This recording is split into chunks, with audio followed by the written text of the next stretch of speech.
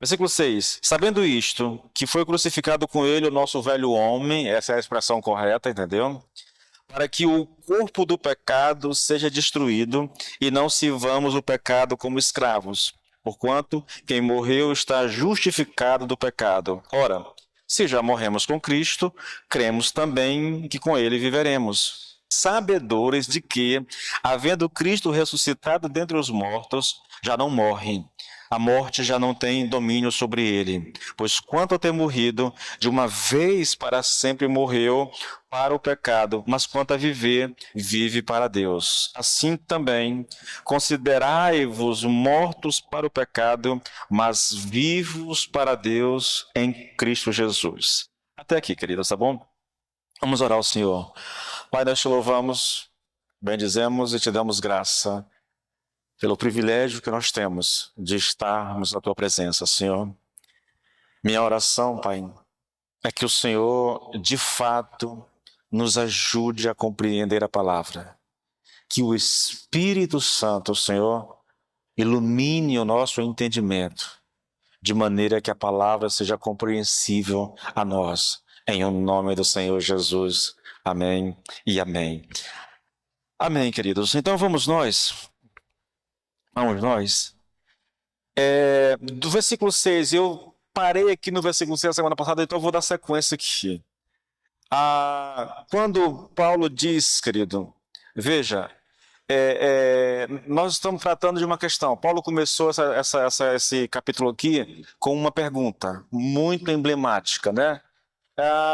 Que diremos então, né? Vamos continuar pecando para que a graça aumente cada vez mais? E ele responde, ele mesmo responde, entendeu? Dizendo não, de maneira alguma. Como é que nós podemos continuar pecando se nós já morremos para o pecado? É o que ele diz, na verdade, entende? E aí ele passa, querido, a tratar disso. Ele passa a tratar dessa questão. Morrer com Cristo, irmãos, significa que o nosso velho homem foi crucificado com Cristo, né? E ele foi crucificado com Cristo para que o pecado seja esvaziado, seja tornado ineficaz, e para que não sirvamos mais ao pecado, né? Para que não sirvamos mais ao pecado. Então, essa questão aqui, irmãos, que Paulo traz para nós aqui, é muito interessante. E aqui nesse texto, quando ele fala de que nós morremos, ele fala que o nosso velho homem foi crucificado com Cristo. Essa questão do velho homem, querido, é uma palavra interessante, irmãos. Porque, veja, se você pegar o nosso estudo aqui, desde de Romanos 5, no versículo 12, daí em diante, né, o capítulo 6, praticamente todo, a gente vai perceber, querido, que o velho homem aqui é o homem que eu era em Adão. Quando ele se refere ao velho homem, ele está se referindo ao ser que eu era quando eu estava conectado a Adão, entendeu? A gente pode chamar isso de antiga humanidade, entendeu? De antiga humanidade. Foi esse homem, foi essa humanidade que estava conectada com Adão, que foi crucificada em Cristo, entendeu? Por isso que eu sou um outro homem. Se você pensar dessa forma, querido, quando você lê, por exemplo, 2 Coríntios 5,17, fica fácil de compreender.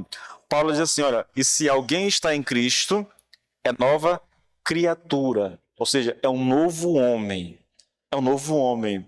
O homem velho, aquele homem que estava lá em Adão, ele foi crucificado com Cristo. No lugar desse homem velho, nasceu um novo homem, uma nova criatura, entende? Bom, nós estamos falando aqui, irmãos, da nossa antiga natureza adâmica, a natureza inclinada para o pecado, a natureza que já nasceu, infelizmente, né, morta em pecado, entendeu? Com todas as tendências ao pecado, entendeu? É dessa natureza que nós estamos falando. E foi essa natureza, né, adâmica, que foi crucificada com Cristo, entendeu? Aquele homem, querido, estava unido a Adão. Esse homem, ele foi crucificado, portanto, ele não existe mais. Ele não existe mais.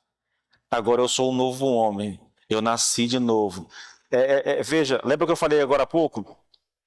Até eu estava estudando, né? Quando eu estava vendo assim, de novo a velha natureza, alguns comentaristas traduzindo o velho homem como nova natureza, interpretando como nova natureza, eu fiz a anotação aqui, né? É por isso que eu tenho dificuldade em interpretar o velho homem como sendo a nossa velha natureza. Pois como posso dizer que a minha velha natureza não existe mais, né? Se ela não existisse, querido, então não haveria mais luta com o pecado, entende? Não existe. A outra expressão nesse versículo 6, irmãos, que é fundamental que a gente compreenda, é a expressão corpo do pecado. O que é isso, na verdade, né? Significa o corpo, né? O nosso corpo físico, do qual o pecado tomou posse. Paulo faz, eu não vou tratar disso aqui, mas Paulo faz, querido, uma distinção entre esse corpo, entendeu? No qual o pecado habita, e o meu eu, a minha personalidade, entendeu? Meu espírito, minha alma. Quando eu estava ministrando sobre isso aqui, antes de ministrar o livro de Jonas, eu estava me referindo a esses termos como homem natural e homem espiritual, entendeu? Ele faz uma distinção. É só uma distinção para que a gente. É didática, só para a gente compreender, entendeu? Ele faz essa separação. Né? E aqui, quando Paulo fala do corpo do pecado, ele está falando desse corpo, desse homem natural, desse corpo que o pecado tomou posse, se apossou, na verdade, entendeu? O ensino, querido, aqui de Paulo no versículo 6 é o seguinte: ele está dizendo mais ou menos o seguinte: olha, o meu corpo ainda não está livre dos efeitos do pecado e da queda, mas eu, como ser, entendeu? Com personalidade, eu estou livre, né? Em outras palavras, o pecado anteriormente ele governava a totalidade da minha personalidade, mas agora ele está governando ou tentando governar apenas a minha parte corpórea, entendeu? Cristo foi crucificado para que o corpo do pecado seja esvaziado. A ideia é essa, querido. É para que esse poder que o pecado exerce em nós seja quebrado, irmãos. Escute, querido. E eu vou tentar me ater ao que está escrito para ver se eu consigo terminar essa recapitulação, porque senão eu se começar a falar fora do texto, eu não vou conseguir chegar lá, porque tem muita coisa para ministrar, recapitular. Mas escute bem isso, irmãos. Antes de conhecer Cristo, o pecado ele governava todo o meu ser. A isso nós damos um nome, querido, de depravação total, entende? O ser humano, quando ele nasce nesse mundo, ele nasce totalmente governado pelo pecado. Não só o pecado habita o meu corpo, a minha massa corpórea, como ele habita cada parte do meu ser, entendeu? Ele habitava cada parte do meu ser. Tudo em mim, seja o homem físico, o homem, né, e o homem espiritual, tudo era governado pelo pecado, querido. É isso que Paulo está dizendo aqui. Cristo morreu para que isso seja quebrado, na verdade, entendeu? Bom, uma outra coisa também que é importante, irmãos, não vou chegar lá na recapitulação, é que quando Paulo fala de corpo, ele não está falando apenas da carne, da massa em si. O corpo aqui, os membros do nosso corpo aqui, ele vai se referir a esses membros no versículo 13 e 14, é uma referência, querido, ao ser humano, ao homem natural, entendeu? Então ele está falando aqui, sim, de carne, ele está falando aqui de intelecto, de vontade, de sentimentos. Tudo isso o pecado habita, entendeu? O pecado habita as nossas emoções, o pecado tem acesso aos nossos sentimentos, entendeu? Então é importante que você... Quando eu falo de alma, eu estou falando dessa parte imaterial, do nosso espírito. Eu sei que eu já disse isso 1 milhão de vezes, mas não custa lembrar, irmãos. Quando Paulo diz que nós já estamos assentados nas regiões celestiais em Cristo Jesus, é uma referência ao meu homem espiritual. Esse homem já está completamente liberto, completamente transformado, ele não precisa de mais mudanças, de transformações. Ele já está até assentado nas regiões celestiais, aguardando o tempo, querido, da ressurreição do meu corpo. Então, essas separações são importantes que a gente faça, irmãos. E por que que isso é tão importante, pastor? É porque, queridos, sem isso, eu não consigo ter o entendimento correto da salvação. Sem isso, eu continuo achando que eu preciso fazer mais alguma coisa para ser salvo.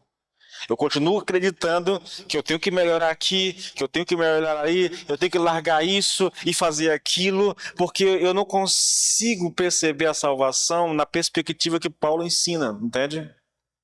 Bom, lembra do questionamento no versículo 1? Que diremos, pois? Permaneceremos no pecado para que a graça seja mais abundante? Lembra da resposta? De modo nenhum. Como viveremos ainda no pecado, nós os que para ele morremos? Quando Paulo trata disso, irmãos, ele coloca a questão na seguinte perspectiva: como viver no pecado se nós já morremos para ele? Nós morremos para o pecado e isso significa que ele não tem mais domínio, ele não tem mais governo, ele não tem mais poder sobre mim. E é aqui que essa distinção que Paulo faz no versículo 6, querido, é fundamental. Do homem natural para o homem espiritual, entendeu? O pecado não exerce mais domínio, governo ou poder sobre o meu espírito, sobre o homem espiritual, sobre a minha alma, sobre a minha personalidade. Entretanto, ele ainda habita o meu corpo. Irmãos, veja, primeiro a gente precisa ter consciência do seguinte: essa interpretação está correta? Eu preciso fazer essa pergunta, entendeu? Aí, para você ter alguma base para falar isso, você precisaria conhecer as outras interpretações. E, queridos, é interessante como as pessoas variam nisso. Por exemplo, muitos dizem que o velho homem e corpo do pecado são a mesma coisa. É a velha natureza. Muitos dizem isso, entendeu? Se eu entendo dessa forma, querido, eu não posso chegar a essa conclusão que nós estamos chegando aqui. Eu não posso fazer essa distinção que eu acredito que Paulo faça realmente aqui, e que isso vai ficar muito mais claro quando nós chegarmos no capítulo 7, né? Muito mais claro. Olha, querido, a expressão o corpo do pecado, ela também tem um significado de carne, irmãos, carne. Entretanto, a carne aqui não significa o corpo em si mesmo, mas significa o corpo que está sendo usado e tiranizado pelo pecado. É o corpo como que possuído pelo pecado e pelo mal. É nesse sentido. É por isso que há uma luta, como diz lá Gálatas 5, entendeu? Entre carne e espírito. Carne ali é esse corpo tiranizado pelo pecado, querido. É esse corpo possuído pelo pecado, entendeu? Isso é carne, querido. Isso é carne. Essa é a verdade que nós estamos estudando aqui no versículo 6, irmãos. Paulo está explicando o objetivo supremo, que o objetivo supremo por trás do fato de que o meu velho homem foi crucificado com Cristo. E qual é esse objetivo, irmãos? É que o meu velho homem foi crucificado com Cristo para que eu seja liberto inteiramente até no corpo onde o pecado ainda habita, ainda impera. O que Cristo fez tem o propósito de nos libertar totalmente do pecado, irmãos, totalmente. Por enquanto nós estamos libertos no nosso homem espiritual. Ainda não no homem espiritual. Mas vai chegar o dia em que até o homem natural será totalmente liberto. E aí sim, querido, aí nós estaremos na eternidade com o Senhor, tá bom? Bom, queridos, eu queria que vocês percebessem uma coisa, irmãos. A conexão, querido, desse versículo 6 aqui com os versículos anteriores, principalmente com os versículos 1 e 2, irmãos. É como se Paulo estivesse dizendo o seguinte: escute isso, querido, olha, vocês conseguem perceber a loucura de questionar, como alguns têm feito, que devemos continuar no pecado para que a graça aumente? Todo o objetivo da graça e da salvação é libertar-nos do pecado em todas as partes do nosso ser, na personalidade e, finalmente, até no corpo. Bom, se o objetivo é esse, querido, se o objetivo da graça é essa salvação completa, como é que alguém pode dizer, querido, ou perguntar, permaneceremos no pecado para que a graça aumente ainda mais? Porque eles estão usando a graça como uma espécie de incentivo ao pecado. Paulo está dizendo, mas a graça se manifestou para nos libertar do pecado. Então como é que você pode perguntar um negócio desse? Ah? Essa conexão é muito íntima, querido, entre os versículos 6 e o restante. Agora, pulando rapidamente para o 7. Novamente, deixa eu pegar a minha Bíblia aqui rapidinho. Olha só, vou ler os 6 e 7 juntos. Sabendo isto, que foi crucificado com ele o nosso velho homem, para que o corpo do pecado seja destruído, e não sirvamos o pecado como escravo, porquanto quem morreu está justificado do pecado. Quem morreu está justificado do pecado. É o que Paulo diz. O que isso quer dizer, querido? Qual é o ensino de Paulo? Eu cito Lord John, ele responde essa pergunta dizendo o seguinte: o apóstolo não está se referindo propriamente a nós, quando ele diz que quem morreu, porque aquele que morreu está justificado do pecado. Veja, ele está dizendo o seguinte: o apóstolo não está se referindo propriamente a nós, ele está fazendo uma declaração geral. Não está se referindo àqueles de nós que morreram com Cristo Jesus. Porque o que ele diz é aquele que está morto. E aí ele acrescenta, o Lord John acrescenta dizendo assim, ó, e ele não acrescenta com Cristo. Então Paulo não está dizendo que foi aquele que morreu com Cristo, é aquele que morreu. Portanto, não é uma declaração sobre os crentes em Cristo Jesus, mas é uma declaração geral sobre quem morre, tá bom? A questão aqui, querido, é exatamente essa. Ele está dizendo que quando um homem morre, por sua morte, ele fica quite com o pecado e absolutamente livre de tudo quanto se refere ao pecado. Quando um homem morre, ele não pode mais pecar.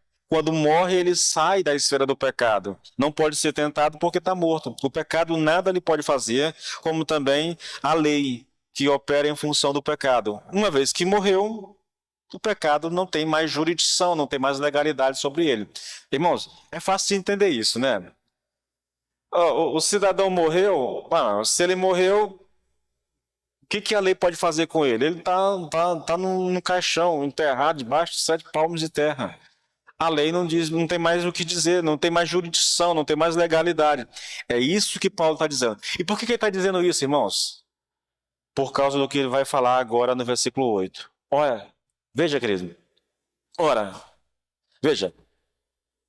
Só o 7 para você, porque aquele que está morto está justificado do pecado. Ele está usando uma referência simples de uma pessoa qualquer que morre. Quando morre, não tem mais pecado. Quando morre, a lei não tem mais autoridade. O pecado, ele está fora do alcance do pecado. Está morto, entendeu?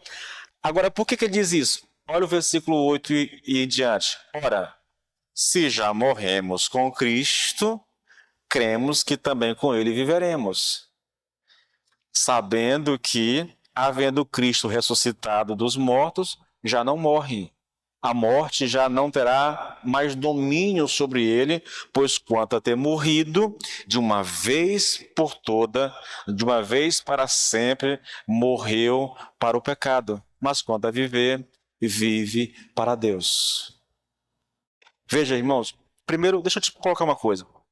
Esses versículos aqui de 8 até o 10, eles são uma espécie de explicação para o que está no versículo 5. O que diz o versículo 5? Porque se fomos unidos com ele na semelhança da sua morte, certamente o seremos na semelhança da sua morte, da sua ressurreição. Esse versículo 5, nós já estudamos isso, ele tem 2 sentenças. Ele diz, primeiro, nós estamos unidos na semelhança da morte de Cristo, e depois ele diz que nós estamos unidos na semelhança da ressurreição. Quando ele fala dessa união na semelhança da morte, nós vimos isso nos versículos 6 e 7. Paulo fala sobre isso, ele explica essa semelhança. Agora, ele vai explicar a semelhança no que diz respeito à ressurreição, na verdade, irmãos. E observe como é que Paulo faz isso, irmãos. Como é que ele explica a nossa união com Cristo na semelhança da sua ressurreição? Primeiro, ele faz uma declaração geral. Qual é a declaração? Se já morremos com Cristo, cremos que também com ele viveremos. Essa é a declaração geral. Isso aqui é praticamente uma repetição do que ele havia dito na segunda metade do versículo 5.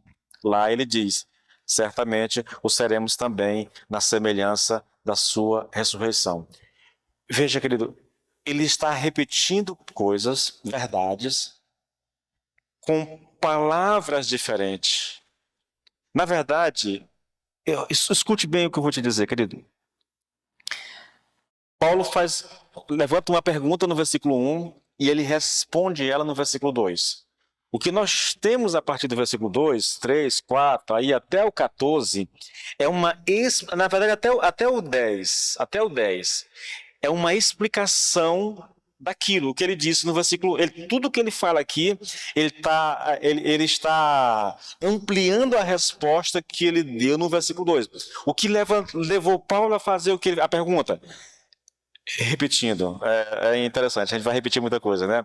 Quando Paulo disse em Romanos 5, lá no final, versículo 20 e 21, vou pegar o texto para a gente olhar o texto. Vamos ver aqui. Isso. 5. Lá no finalzinho. Sobreveio a lei para que avultasse a ofensa, mas onde abundou o pecado, superabundou a graça. Veja, querido, o que Paulo está dizendo é o seguinte: olha, onde o pecado abundou, a graça veio com muito mais abundância. O que Paulo está ensinando aqui? Ele sabe que falar isso é perigoso. Por que é perigoso? Por causa da pergunta que vai vir no versículo 6 do capítulo 1. Que diremos então, Paulo? Permaneceremos no pecado para que a graça seja mais abundante? Por que eles dizem isso? Porque Paulo disse: olha, onde o pecado abundou, superabundou a graça. Tipo assim, onde há pecado, a graça vem de maneira sobrenatural, vem de maneira abundante, muito mais abundante. Bom, se isso é verdade, então nós vamos continuar pecando e dando a Deus, né, a oportunidade de continuar manifestando cada vez mais graça. Por isso a pergunta: que diremos então? Permaneceremos no pecado para que a graça seja mais abundante? A ideia dessa frase, querido, desse questionamento aqui, é o seguinte: Paulo, se é assim como está dizendo, então se a gente continua no pecado, nós estamos ajudando a Deus a ser mais gracioso ainda, né? E Paulo está dizendo assim: tá doido, cara? Como é que pode um negócio desse? Como é que você pode permanecer no pecado se você já morreu para ele? Né? Essa é a questão, irmãos. O que vem depois daqui, 2, 3, 4, 5 até o 10, é o desenrolar dessa resposta, entendeu? É o desenrolar dessa resposta. Veja, o velho homem foi crucificado com Cristo, né, para que o corpo do pecado seja desfeito e não sejamos escravos do pecado. Ele está dizendo o seguinte: olha, a ideia de Deus, ao enviar Cristo para morrer por nós, a ideia de Deus com a sua graça é exterminar o pecado, é destruir o pecado. A promessa de Deus é que vai chegar um tempo em que nós seremos completamente libertos de todo o poder do pecado. Então a graça ela se manifestou para destruir o pecado. Então como é que alguém pode dizer, querido, que ele vai continuar no pecado para que a graça aumente mais ainda, se o propósito da graça é destruir o pecado? Entende? Toda a argumentação de Paulo, irmãos, gira nesse sentido. É muito interessante isso, irmãos. É muito interessante. Ele coloca isso de várias maneiras possíveis, sabe? Isso, ele vai se repetindo, ele vai falar da semelhança da morte dele. Se nós, usando aqui o texto do versículo 5, porque se formos unidos em Cristo na semelhança da sua morte, certamente o seremos também na semelhança da sua ressurreição. Versículo 8, ora, se já morremos com Cristo, cremos que com ele também viveremos. Ele está dizendo a mesma coisa, irmãos, está repetindo a mesma coisa, entendeu? A mesma coisa. São conceitos idênticos que está sendo repetido. A ênfase de Paulo é a seguinte: não é possível viver, o crente não pode viver na prática do pecado. Por quê? Porque toda a obra de Cristo, toda a graça de Deus que se manifesta com um propósito, que é destruir destruir o pecado, destruir a obra de Satanás. Então você não pode estar aliado ao inimigo, achando que estando aliado com o inimigo, você está ajudando a Deus. São conceitos muito interessantes, irmãos. Agora, que fique claro uma coisa: Essas perguntas aqui não é que alguém fez para Paulo, né? Tem um nome que se dá, irmãos, entre os comentaristas, que eu não lembro aqui. Mas é tipo assim, é Paulo se adiantando a possíveis questionamentos que surgiriam por causa da leitura da sua carta. Bom, se ele escreveu que onde o pecado abundou, superabundou a graça, ele imagina que alguém vai fazer uma pergunta como essa. Então ele faz a pergunta, se antecipa e ele traz a resposta, entendeu? Ele traz a resposta. É isso que nós estamos estudando aqui, tá? Bom, aí, voltando para o nosso texto agora, tá? Voltando para o nosso texto. Se fomos unidos ao Senhor Jesus na semelhança da sua morte, com toda certeza nós seremos unidos a Ele também na semelhança da sua ressurreição. Quando Paulo diz, querido, cremos que também com Ele viveremos, alguns estudiosos afirmam que o que ele está afirmando aqui é só uma espécie de crença na ressurreição pela fé, algo que acontecerá no futuro. Entretanto, a palavra cremos aqui significa nós estamos bem cientes do fato. Alguém troca bem aqui? Pode ser que isso aqui também não segure até o final. Troca, por favor. Obrigado. O que o apóstolo está dizendo aqui é o seguinte, irmãos. Por causa da doutrina da nossa união com Cristo, não resta nenhuma dúvida que se morremos com Ele, certamente havemos de ressuscitar com Ele. Esses versículos aqui, irmãos, eles tratam da nossa união com Cristo. Versículo 3. Porventura ignorais que todos nós que fomos batizados em Cristo, fomos batizados na sua morte? Batizado em Cristo significa ser inserido. Quando Paulo fala do batismo em Cristo, ele está falando da nossa união com Jesus. É uma espécie, querido, de união mística. É por causa dessa união que Paulo diz que nós fomos unidos com Cristo na ressurreição, na sua morte. Nós somos unidos com Cristo no seu sepultamento, unidos com Cristo na sua ressurreição. É por causa dessa união com Cristo que Paulo vai dizer lá em Efésios que nós estamos assentados com Cristo nas regiões celestiais. A verdade, irmãos, a respeito de nós, e é importante que isso fique gravado. Tudo que eu estou pregando aqui não é uma questão de experiência, não é uma questão subjetiva. Você não sente isso, você não sentiu quando foi inserido em Cristo, entendeu? Você não sente essas coisas aqui, não é para nós sentirmos. Isso aqui é uma declaração de Deus ao nosso respeito, irmãos. E é importante que isso fique claro para nós. É doutrina mesmo, entendeu? É doutrina. É Tomara que isso aqui aguente agora. Bom, preste atenção no que eu vou dizer agora, irmãos. Se nós quisermos compreender bem esse ensino da nossa união com Cristo, do que Cristo fez na cruz por nós, do propósito da graça em destruir o pecado, se nós quisermos compreender bem esse ensino, querido, nós devemos ter em mente a verdade acerca do Senhor Jesus Cristo e do que aconteceu com Ele quanto à relação dele com o pecado. Por quê, querido? Porque nada do que nós estamos falando aqui tem a ver com os nossos sentimentos e experiências. A questão que ocupa a atenção do apóstolo aqui é a nossa condição diante de Deus. Então é fundamental, irmãos, que nós entendamos o que aconteceu com o Senhor Jesus. E por que isso é tão importante? Porque o ensino de toda essa sessão diz respeito à nossa união com Cristo e de acordo com essa doutrina, irmãos, o que é verdade a respeito do Senhor Jesus é verdade também a nosso respeito. Eu penso, querido, que essa é uma das doutrinas assim que a gente deixa de lado, né? Primeiro porque é difícil de ensinar, não é tão simples ensinar ela. E segundo, porque há muita resistência das pessoas com relação a essa doutrina, irmãos.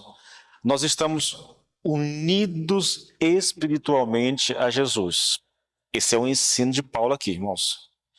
Leia depois em casa esses versículos aqui de 1 até o 10 e você vai perceber que a intenção de Paulo em tudo isso aqui é mostrar que nós estamos unidos com Cristo. Essa união se deu pelo batismo. É por isso que eu tenho muita dificuldade de interpretar como alguns fazem. Eles interpretam, querido, aqui, eles interpretam o batismo aqui como se fosse o batismo nas águas, entendeu? Eles dizem que esse batismo aqui é o batismo nas águas, que o batismo nas águas simboliza a nossa união com Cristo. Não é isso que Paulo está ensinando aqui, irmãos. Porque nós somos unidos a Cristo por esse batismo, entende? É esse batismo em Cristo que nos une a Ele, na verdade. E o batismo aqui, na verdade, a ideia do batismo é que nós somos inseridos, nós somos, irmãos, nós somos colocados, enxertados em Cristo Jesus.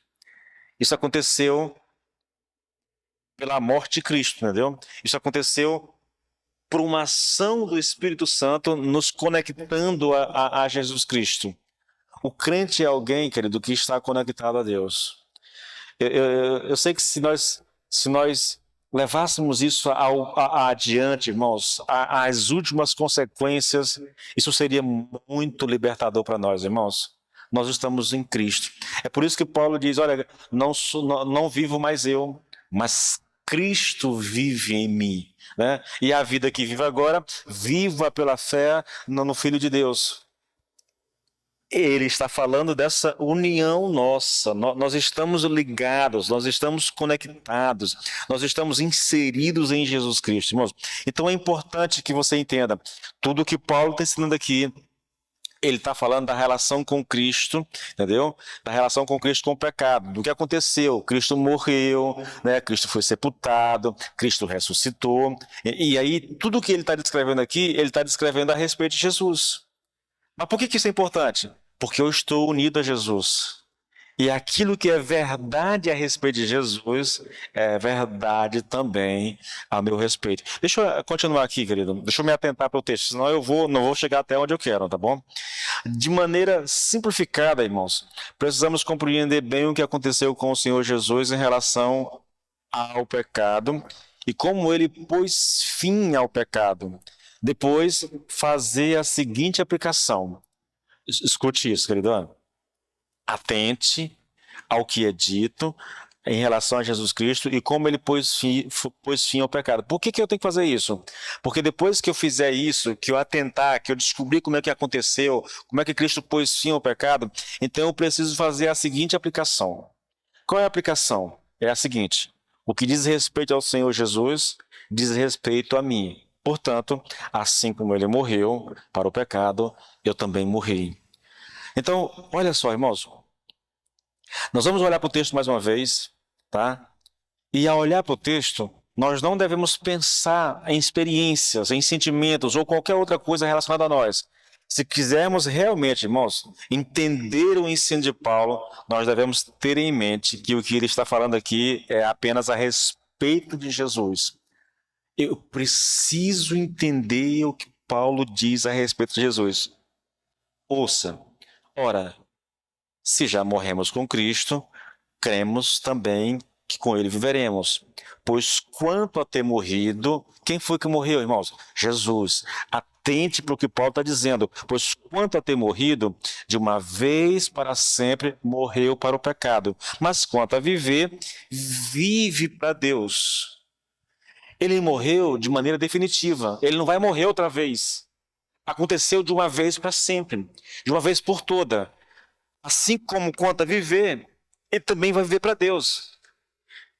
Por que isso é tão importante? Porque o que é verdade a respeito de Jesus é verdade a meu respeito.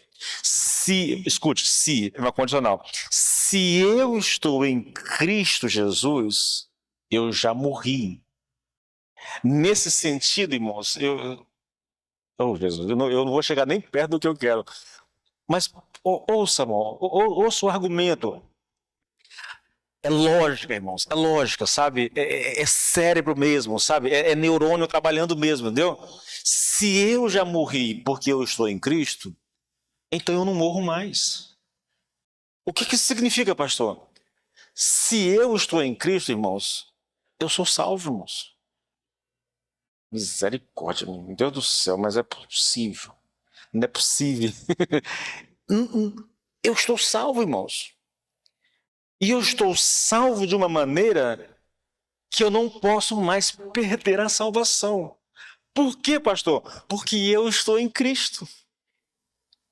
Porque a morte dele foi definitiva. Então, para mim também é definitivo. Aconteceu uma vez e não vai acontecer nunca mais. Ah, eu morri em Cristo, mas aí eu pequei, eu desmorri, eu desmorri, e aí, se eu me arrepender, então eu volto a morrer de novo. Ah, irmão, pelo amor de Deus, isso não há, não tem. Querido, eu desafio qualquer um a encontrar uma base bíblica para sustentar uma ideia louca como essa. Não tem, irmãos. É por isso que é tão importante a gente atentar para o que está sendo dito aqui. Escute, irmãos. Se você está em Cristo, você está conectado a Cristo, você está ligado a Ele. Você pense, irmãos, usando uma linguagem bíblica, pense no ramo que foi inserido na videira, entende? Foi inserido na videira. É assim que a Bíblia descreve a nossa conversão, a nossa salvação. Nós somos inseridos em Cristo, nós fomos batizados em Cristo Jesus pelo Espírito Santo. Essa é a nossa condição. Bom, vamos lá. Eu tenho umas coisas aqui que eu acho que não vai dar tempo para ministrar, irmãos. Se eu começar... Você me permite só, eu vou me atentar só ao texto para ver se eu termino essa parte por aqui. E eu vou fazer isso porque eu quero chamar a sua atenção para algo curioso nessa declaração de Paulo aqui, irmãos. Ele diz que a morte já não tem domínio sobre o Senhor Jesus. Bom, se ele está dizendo que ela não tem mais domínio, ele quer dizer que ela já teve domínio? É isso? Sim, querido. Houve um tempo, né? Houve um ponto na história em que a morte teve poder sobre Jesus. Por isso ele morreu, né? Mas como será, querido, que a morte pôde ter poder sobre o Senhor Jesus Cristo? Deixa eu ler um texto contigo. 1 Coríntios 15, 56. Paulo diz assim: o aguilhão da morte é o pecado, e a força do pecado é a lei. Aguilhão aqui é uma espécie de poder letal, entendeu? Tipo assim, o poder da morte está no pecado. E o poder do pecado está na lei. Por que nós morremos? Por causa do pecado, querido. Logo, o pecado é a causa da morte. A Bíblia não diz isso? A alma que pecar, essa morrerá, entende? Portanto, a morte do Senhor Jesus Cristo significa que ele se submeteu ao poder da morte e do pecado, irmãos. Mas como pode acontecer isso, querido? Pois já ele nunca pecou, na verdade. Se não havia pecado na sua natureza, se ele nunca cometeu algum pecado, então como é que pode acontecer? Como é que o pecado pode ter poder sobre Cristo? A explicação bíblica, querido, é que ele levou sobre si os nossos pecados e com isso ele se colocou debaixo da pena da lei. E é a lei que dá ao pecado o poder de reinar para a morte. Ele propositalmente se colocou debaixo do poder do pecado, da lei, ao assumir sobre si os nossos pecados, entendeu? Mas como é que o pecado pode levar alguém à morte, irmãos? Ele faz isso, querido, porque quando a gente peca, irmãos, nós estamos transgredindo a lei. E a lei determina a sentença de morte como punição do pecado. A alma que, escute, a lei é essa, a alma que pecar, essa morrerá, entende? É por isso que o pecado pode levar à morte, entendeu? É por causa da lei, porque a lei já sentenciou, se pecar, morre, não tem para onde correr, tá? Olha para Jesus, irmãos, veja, ele se identifica conosco, e ao fazer isso, ele está levando sobre si os nossos pecados. Por causa disso, ele se coloca debaixo da lei e do seu domínio. E assim, porque ele se colocou debaixo da lei, a morte teve o poder sobre ele. Por essa razão, irmãos, e unicamente por essa razão, ele morreu. Agora, a morte já não tem mais domínio sobre ele, mas teve naquele tempo e o matou. Há um texto bíblico que fala sobre isso, irmãos. Gálatas 4:4 diz assim, olha, mas quando chegou a plenitude do tempo, Deus enviou seu filho nascido de mulher, nascido debaixo da lei. Ao vir esse mundo, ele se coloca debaixo da lei. Ele faz isso por nós, irmãos. Ele faz isso porque tomou sobre si os nossos pecados. E como podemos saber, irmãos, que a morte já não tem mais nenhum poder sobre o Senhor Jesus Cristo? É simples, irmãos. A ressurreição prova isso. A ressurreição, querido, é uma prova do fato de que a lei foi satisfeita. A ressurreição é uma declaração desse fato. Por isso que Cristo ressuscitou para a nossa justificação. A ressurreição significa que a lei não somente foi satisfeita, mas que Cristo não está mais debaixo dessa lei. Ele retornou para a glória, para o lugar de onde ele veio, na verdade. E por que a gente pode ter tanta certeza da nossa ressurreição? Porque o Senhor já realizou pessoalmente a obra. Ele já venceu o último inimigo, que era a morte, entendeu? E ele fez isso por nós. E porque nós estamos em Cristo Jesus, nós vencemos com ele. Por isso nós não precisamos temer a morte. Irmãos, a morte não tem poder sobre nós. Em que sentido que ela não tem poder sobre nós, irmãos? De nos manter prisioneiro dela. O que a morte vai fazer contra nós, ou por nós, é apenas nos pegar dessa realidade e nos levar para diante de Cristo, entendeu? Ela não tem poder de nos deter, entende? Não tem, ela perdeu esse poder. Cristo destruiu o poder da morte, irmãos. Ele venceu esse último inimigo, entendeu? Então, olha só, irmãos, só para concluir aqui, volte agora os olhos para Romanos 6:9, mais uma vez. A morte não mais tem domínio sobre ele. Não tem e nunca mais o terá. Pois em todos os aspectos, irmãos, o Senhor Jesus terminou com a morte. E como é que ele fez isso?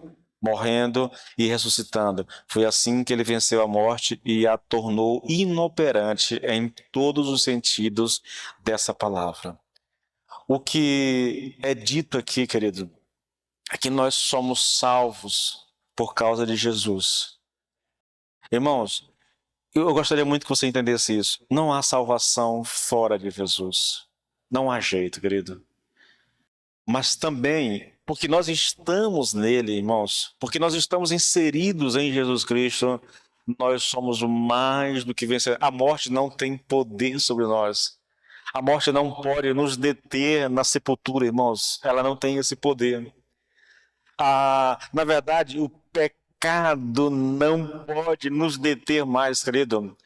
Irmãos, é muito importante que a gente entenda isso. Né? Tudo que nós precisamos, ou tudo que nós precisávamos para ser salvo, o Senhor Jesus Cristo fez por nós. É por isso que essa doutrina da nossa união mística com o Senhor Jesus Cristo, ela é tão importante, é tão fundamental para a nossa compreensão, querido. Eu preciso compreender essa doutrina para entender a minha posição diante de Deus. Veja, uma coisa é a minha posição espiritual, outra coisa é a minha realidade espiritual. E enquanto eu estiver nesse mundo, porque o pecado ainda habita o meu corpo, os membros do meu corpo, como Paulo diz lá em Romanos 6,14, eu vou ter lutas, querido, é verdade. Eu vou ter lutas, irmãos, não tem jeito. Eu vou tropeçar. Irmãos, sabe, eu fico pensando em Davi. Pense num homem que pecou e pecou vergonhosamente, querido. Vexatoriamente. Irmãos, o que Davi fez foi a coisa mais absurda que um homem... Ele não só adulterou, irmãos, ele não só... desculpa a expressão aqui, pegou a mulher de um homem, querido, de muita integridade, como ele mandou matar esse homem, entende? Mandou matar, irmãos. Você pega a confissão de Davi, irmãos, é uma coisa assim absurda o que ele fez. Entretanto, querido, ele foi salvo. O pecado não tirou dele a salvação. Eu fico pensando em Manassés, pior rei da história de Israel. O que ele fez. Eu preguei aqui a vocês, eu li aqui os atos de Manassés, e no entanto, querido, na hora que ele se voltou para Deus, Deus o perdoou. Isso é possível, querido, por causa da nossa realidade em Cristo. É porque, pelo fato de nós estarmos em Cristo Jesus, irmãos, não há mais possibilidade de nós perdermos a nossa salvação. Não há, irmãos. A grande questão, irmãos, eu acho que essa é, de fato, a grande questão, querido, é saber, né? Nós estamos em Cristo Jesus. Nós cremos realmente que a morte de Jesus, que o seu sacrifício naquela cruz é suficiente para nos salvar? Ou nós acreditamos que precisamos fazer mais alguma coisa para ajudar a Deus a nos salvar? Ah, pastor, eu tenho que largar isso. Ah, pastor, eu tenho que largar aquilo. Ah, pastor, eu fiz essa besteira. Irmãos, vá para a Bíblia, querido, e veja os homens de Deus. Veja, eu não estou fazendo apologia a pecado, irmãos. Eu não estou incentivando ninguém a viver no pecado. Eu só estou dizendo que o pecado não pode tirar a salvação de um homem por causa do que Cristo fez por ele. Se você não está em Cristo, irmãos, entrega a tua vida para Jesus. E aí eu falo não só para quem está aqui, eu falo para quem está nos acompanhando, ou para quem vai ver isso depois pelas redes sociais. Entrega a vida para Jesus, irmãos. Todo aquele que for a Deus, querido, vai ser bem recebido. Vai ser bem recebido. Todo aquele que invocar o nome do Senhor, diz Romanos 10, será salvo. Será salvo. Se eu buscar, se eu clamar, eu serei atendido, irmãos. Não há pecado, e não há, irmãos, o único pecado que a Bíblia diz que não há perdão é lá a blasfêmia contra o Espírito Santo. Mas aquilo eu creio que nenhum crente pode cometer esse pecado, irmãos, porque senão ele perderia a sua salvação, já que não há perdão para esse pecado. Não é um pecado para nós, é um pecado para quem não conhece a Cristo, é um pecado para quem jamais conhecerá Cristo, entende? Fora disso, irmãos, não importa o tamanho, não importa a vergonha do pecado, nada disso importa, irmãos. Quando nós nos voltamos para Deus, quando nós pedimos perdão, quando nós nos arrependemos, nós encontraremos perdão. Por quê? Por causa do que Cristo fez por nós na cruz. Por causa do sacrifício de Jesus. É isso que nos dá salvação. É isso que nos dá perdão, irmãos. É isso que faz com que nós possamos desfrutar de paz. Queridos, o ser humano, veja, novamente, eu não faço apologia ao pecado, vocês me conhecem muito bem, sabem como é que eu prego. Mas eu também não posso, querido, e eu li esses dias, né? Qualquer um que pregue, que ensine, ou que ache que esteja ensinando o evangelho, e a sua mensagem não der margem para alguém pensar que pode pecar e mesmo assim será salvo, ele não está pregando o evangelho verdadeiro. Porque leva a pensar isso, irmãos.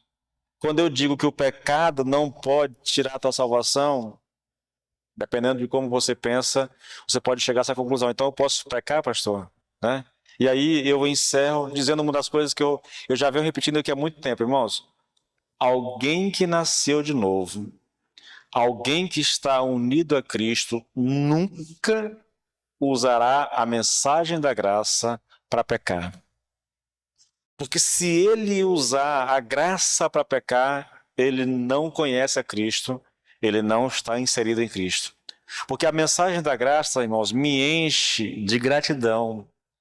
O desejo, olha, quando eu entendo isso aqui, querido, minha vontade é agradar a Deus. É tentar viver uma vida mais reta possível, irmãos, por saber, querido, que Ele me proporcionou isso, irmãos, porque se não fosse por Cristo, Ninguém, absolutamente ninguém seria salvo, irmãos. Não há, irmãos, olha, veja só, irmãos, fora Cristo que pisou essa terra, nenhum outro ser humano seria salvo se não fosse por Cristo. Porque mesmo como homens de Deus, mesmo mulheres de Deus, consagrados, mesmo que a gente tenha todo o desejo do mundo de servir e de agradar a Deus, ainda assim, querido, nós vamos falhar nisso. E muitas vezes nós falhamos miseravelmente. Graças a Deus, irmãos, pelo sacrifício de Jesus Cristo. Graças a Deus que nos deu perdão gratuitamente. E eu finalizo citando um dos textos mais tremendos que eu conheço na Bíblia, irmãos. 2 Coríntios 5:24, querido. Veja, aquele que não conheceu o pecado, Deus o fez pecado por nós, para que nele, em Cristo Jesus, fôssemos feitos justiça de Deus. Esse é um dos textos que nós jamais deveríamos esquecer, irmãos. Aquele que não conheceu o pecado, Deus o fez pecado no meu. O que ele está dizendo aqui, irmãos? Deus pecou os meus pecados e colocou sobre Cristo. Puniu os meus pecados em Jesus. E depois que ele puniu os meus pecados em Jesus, ele me veste com as vestes de justiça de Cristo, entendeu? Imagine a cena, querido, pitoresca, mas imagine, você está... Você já viu, né? Já viu um mendigo, daqueles que está um mês sem tomar banho, que a roupa está dura, sabe? De tanta sujeira, de suor e sujeira. Aquilo são as vestes de pecado. O que Deus fez foi pegar essas vestes, colocá-las em Cristo, e em Cristo ele puniu esse pecado. Depois que ele fez isso, ele pega as vestes de Jesus, limpas, entendeu? Cheirosas, e ele nos veste com ela. E a partir de então, ele passa a me olhar sempre através dessas vestes de Cristo. Isso é salvação, irmãos. É o que ele fez por nós. É por isso que nós somos salvos. Quando Deus olha para nós, ele vê em nós a justiça de Jesus. É assim que nós somos salvos. Não tem a ver comigo, não tem a ver contigo, querido. Você não pode ajudar Deus a te salvar. Você não pode ajudar Deus de forma alguma, querido. Só a graça. Somente a graça de Cristo. Somente esse amor incomensurável de Deus. Esse amor que nos fez com que Deus nos escolhesse antes da fundação do mundo. Para nos alcançar e nos salvar. Para tornar homens ímpios, de corações endurecidos, em homens de Deus. Graças a Deus por isso. Vamos nos colocar de pé e vamos encerrar esse momento, tá bom?